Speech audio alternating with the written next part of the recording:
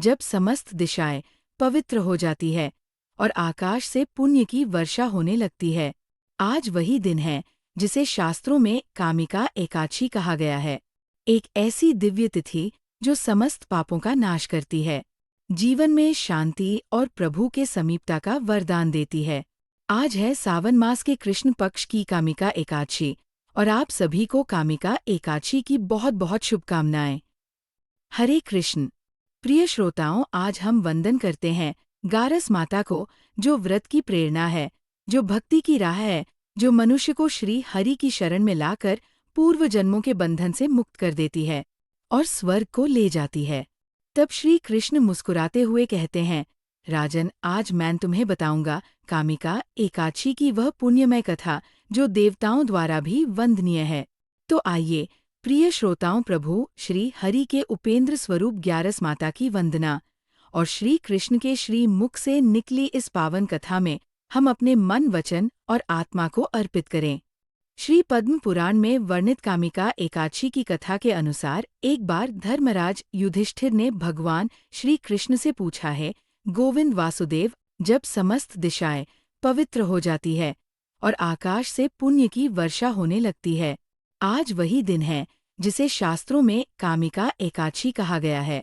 एक ऐसी दिव्य तिथि जो समस्त पापों का नाश करती है, जीवन में शांति और प्रभु के समीपता का वरदान देती है।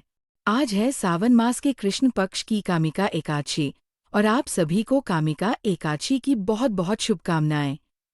हरे कृष्ण। प्रिय श्रोताओं, आज हम वंदन करते हैं गारस माता को, जो व्रत की प्रेरणा है, जो भक्ति की राह है, जो मनुष्य को श्री हरि की शरण में लाकर पूर्व जन्मों के बंधन से मुक्त कर देती है और स्वर्ग को ले जाती है।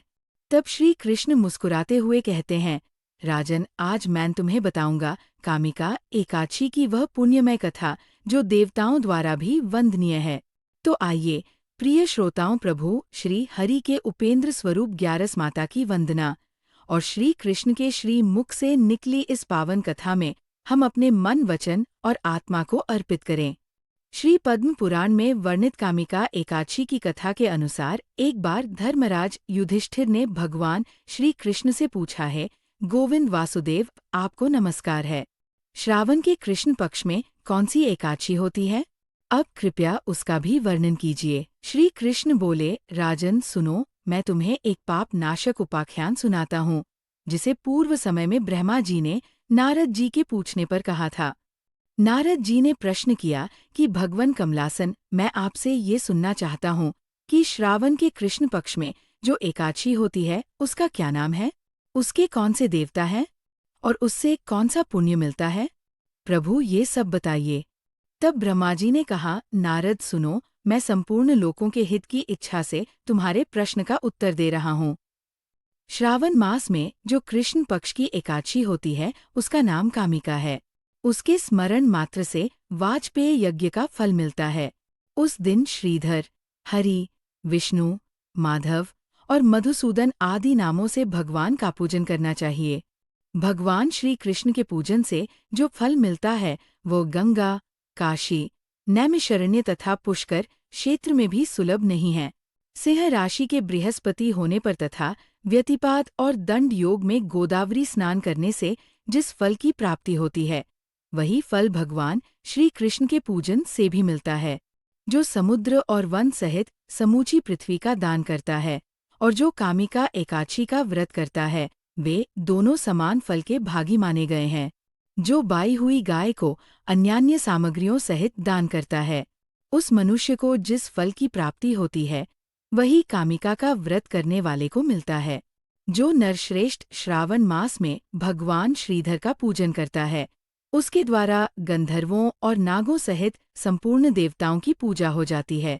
आठ पाप भेरू मनुष्यों को यथाशक्ति पूरा प्रयत्न करके कामिका एकादशी के दिन श्री हरि का पूजन करना चाहिए। जो पाप रूपी पंख से भरे हुए संसार समुद्र में डूब रहे हैं, उनका उद्धार करने के लिए कामिका का व्रत सबसे उत्तम है। अध्यात्म विद्या परायण पुरुषों को जिस फल की प्राप्ति होती है, उससे बहुत अधिक फल कामिका व्रत का सेवन करने वालों को मिलता है। कामिका एकादशी का व्रत करने वाला मनुष्य रात्रि में जागरण करके ना तो भी भयंकर यमराज का दर्शन करता है और ना ही कभी दुर्गति में पड़ता है। लाल मणि, मोती, वैदूर्य और मूंगे आदि से पूजित होकर भी भगवान विष्णु वैसे संतुष्ट नहीं होते जैसे तुलसी दल से पूजित होने पर होते हैं। जिसने तुलसी की मंजरियों से श्री केशव का पूजन कर लिया है, उसके जन्म भर का पाप निश्चय ही नष्ट हो जाता है, जो दर्शन करने पर सारे पाप समुदाय का नाश कर देती है, स्पर्श करने पर शरीर को पवित्र बनाती है, प्रणाम करने पर रोगों का निवारण करती है, जल से सींचने पर यमराज को भी भय पहुंचाती है, आरोपित करने पर भगवान श्री कृष्ण के समीप ले जाती है और भगवान के चरणों में चढ़ाने पर मोक्ष रूपी फल प्रदान करती है। उस तुलसी देवी को नमस्कार है, जो मनुष्य एकादशी को दिन रात दीपदान करता है, उसके पुण्यों की संख्या स्वयं चित्रगुप्त महाराज भी नहीं जानते। एकादशी के दिन भगवान श्री कृष्ण के सम्मुख जिसका दीपक जलता है, उसके पितर स्वर्ग लोक में स्थित होकर अमृतपान से तृप्त होते हैं। घी अथवा तिल के तेल से दीपक जलाकर मनुष्य देह त्यागने के बाद करोड़ों दीपों से पूजित होकर स्वर्ग लोक को जाता है। श्री कृष्णा कहते हैं, हे युधिष्ठिर, मैंने तुम्हारे सामने कामिका एकादशी की कथा का वर्णन किया। कामिका एकादशी सब कष्टों को दूर करने वाली है। आत्म मनुष्य को कामिका एकादशी का व्रत जरूर रहना चाहिए। कृष्णाय वासुदेवाय नमः। वीडियो अच्छी लगी हो तो लाइक शेयर जरूर करें। धन्यवाद। उसके पुण्यों की संख्या स्वयं चित्रगुप्त महाराज भी नहीं जानते।